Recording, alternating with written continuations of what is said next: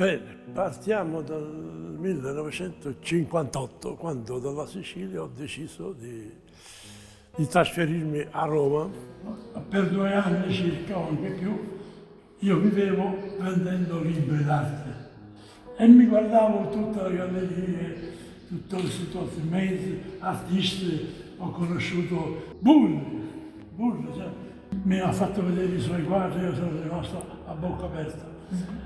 Infatti le prime cose che ho fatto quando ho deciso di mettermi a fare il primo quadretto somigliavano a Burri. Infatti un giorno ho chiamato un amico per fargli vedere i miei quadri, lui è arrivato da me e mi dice: senti, ma tu fai Burri?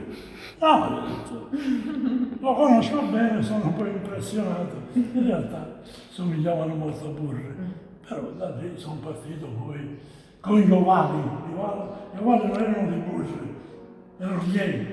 Cioè io ho cominciato a fare quasi ovale piccole, poi grandi. C'è un quadro mio che è in un museo in Germania, tutto bianco, pieno di ovali così, pieno. E quindi quello era il mio lavoro, fare gli ovali.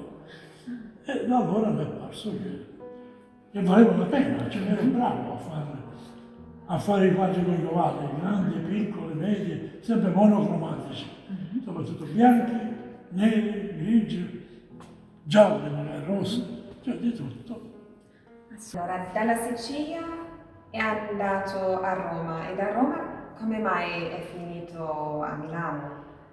Negli anni 60? A Milano ero venuto qualche volta e avevo incontrato Castellani, Buonarrome, e avevo venduto anche qualche piccolo quadro. Poi un giorno a Roma in un bar avevo un appuntamento con un critico d'arte francese e quando è arrivato questo critico c'era accanto una ragazza, una donna che si chiamava Nanda Vigo. Mi ha chiesto come dovevo andare nel mio studio assieme al critico per fargli vedere i quadri, lei mi ha chiesto: ma posso venire anch'io a vedere i quadri? Ma certo, vieni.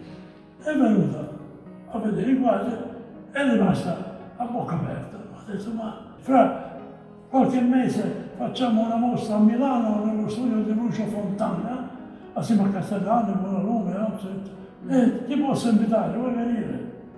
E ho detto: certo, vengo. Poi, quando mi hanno detto ok, ho preso i quadri, allora col traino mi pare, non avevo macchina, e sono andato a portargli 4 quadri per partecipare alla mostra, 3-4 quadri. E quindi, da allora poi mi sono detto: ma io perché non me ne vengo a vivere a Milano? E allora sono da Roma, questa volta ho preso tutto lo studio con un furgone e mi sono portato tutto a Milano. C'era un signore che affittava a pagamento di un quadro per tutto un anno, senza soldi, solo un quadro per tutto l'anno, da ogni artista, ma non capiva niente di arte. Cioè lui diceva: ma quando mi ha visto, dice: ma e dove sono le modelle? Io modelle non le uso, peccato, perché lui sperava di poter fare l'amore con le modelle. Stereotipo. Sono famoso, ero capace di attraversare le frontiere, cioè partendo da Milano, la Svizzera, la Germania, e mi chiedevano cosa porta, io che avevo la macchina piena di guai. E io dicevo: io sono un architetto, queste cose servono per farli vedere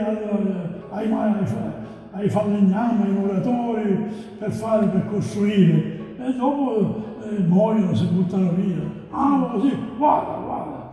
E io attraversavo continuamente in Svizzera e Germania dicendo questa storia, che ero trasportatore di quadri che non si vendevano, e invece si vendevano.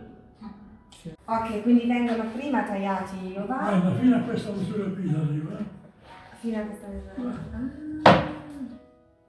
Ok. Sì, Questi colori sono diversi. Per la misura è quella. Mhm.